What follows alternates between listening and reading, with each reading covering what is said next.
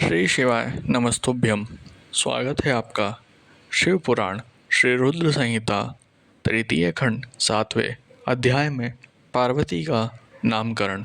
ब्रह्मा जी बोले, हे मुनि श्रेष्ठ नारद, मैना के सामने जब देवी जगदम्बिका ने शिशु रूप धारण किया तो वह सामान्य बच्चे की भांति रोने लगी।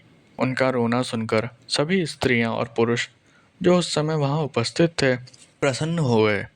उस श्याम कांति वाली नील कमल के समान शोभित उस परम तेजस्वी सुंदर कन्या को देखकर गिरिराज हिमालय बहुत प्रसन्न हुए। तब शुभ मुहूर्त में हिमालय ने अपनी पुत्री का नाम रखने के बारे में सोचा। उस समय मैना और हिमालय बहुत प्रसन्न थे। तब देवी के गुणों और सुशीलता को देखकर उनका नाम पार्वती रखा गया।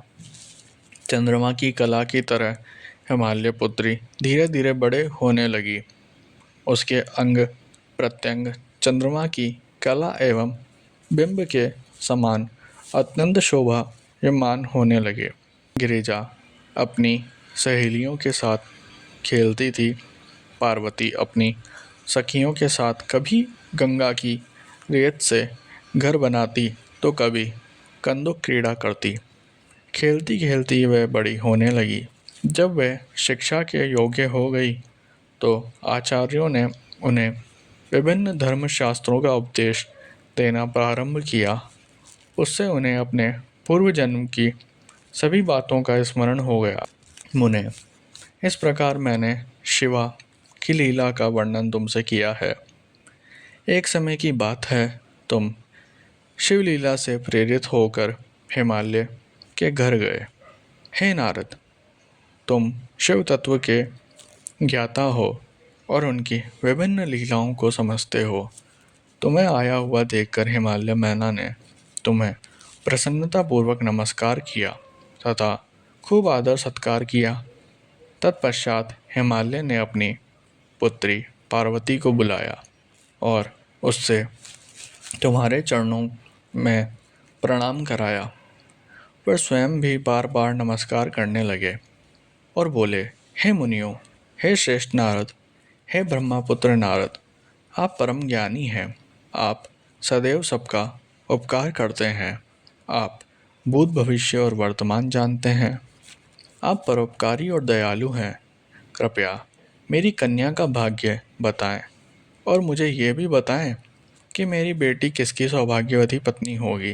नारद, हिमालय के ऐसे प्रश्न सुनकर तुमने पार्वती का हाथ देखा और उसके मुखमंडल को देखकर कहना शुरू किया, हे गिरिराज और मैना, आपकी ये पुत्री चंद्रमा की कला की तरह शोभित हो रही है। यह समस्त शुभ लक्षणों से युक्त है। इसका भाग्य बड़ा प्रबल है।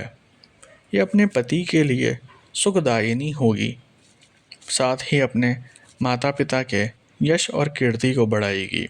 यह परम साध्वी और संसार की स्त्रियों में सर्वश्रेष्ठ होगी।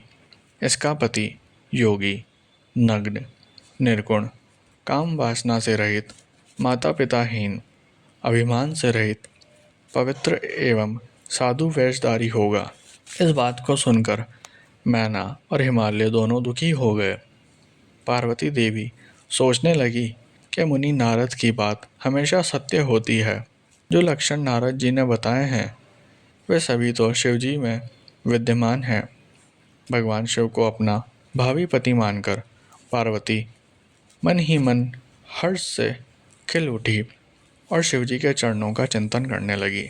तब हिमालय बड़े दुखी स्वर से बोले कि हे नारद, अपनी पुत्री के भावी पति के विषय में जानकर मैं बहुत दुखी हूँ। आप कृपया मेरी पुत्री को बचाने का कोई मार्ग सुझाइए। गिरिराज हिमालय की वचन सुनकर, हे नारद, तुमने कहा, गिरिराज, मेरी कही बात सर्वथा सच होगी, क्योंकि हाथ की रेखाएं ब्रह्मा जी द्वारा लिखी जाती है और कभी भी झूठ नहीं हो सकती।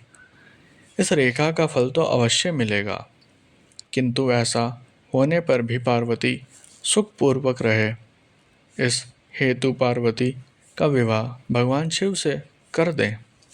भगवान शिव में ये सभी गुण हैं। महादेव जी में ये अशुभ लक्षण भी शुभ हो जाते हैं। इसलिए गिरिराज, तुम बिना विचार किए अपनी कन्या का विवाह भगवान शिव से कर दो। वे सबके ईश्वर हैं तथा निर्विकार, सामर्थ्यवान और अविनाशी हैं।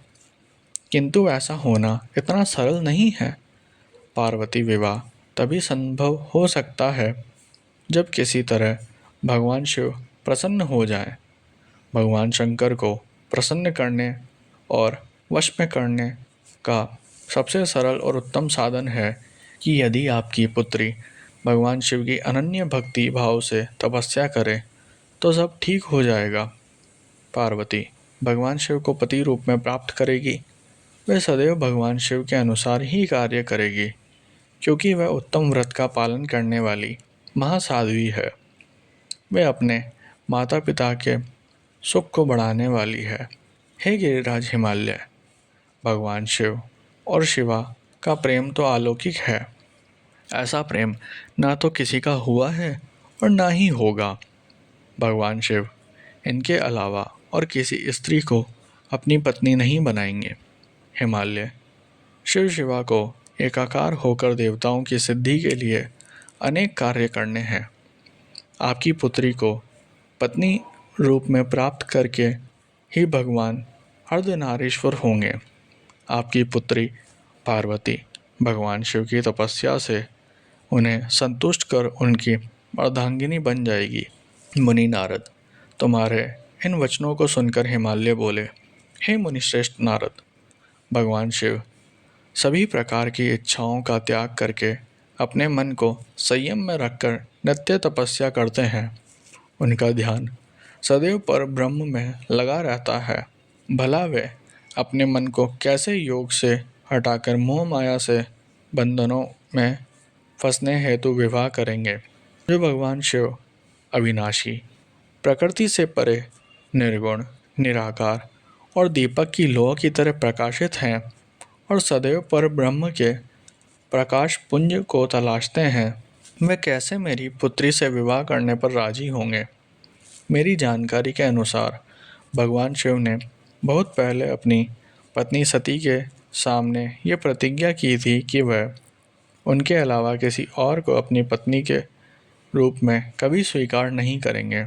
अब जब सती ने अपने शरीर को त्याग दिया है तो वह किसी और स्त्री को कैसे ग्रहण करेंगे।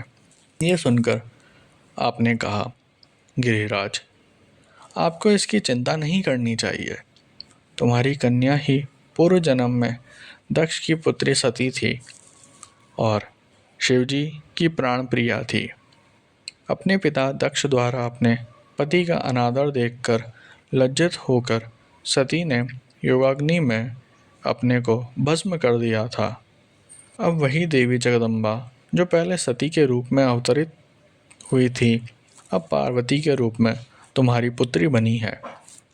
इसलिए तुम्हें पार्वती के विषय में चिंता करने की कोई आवश्यकता नहीं है।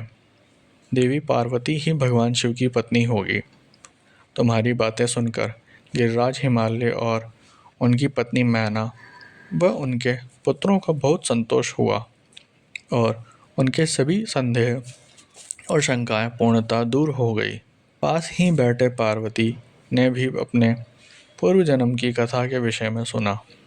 भगवान शिव को अपना पति जानकर देवी पार्वती लज्जा से सिर झुकाकर बैठ गई।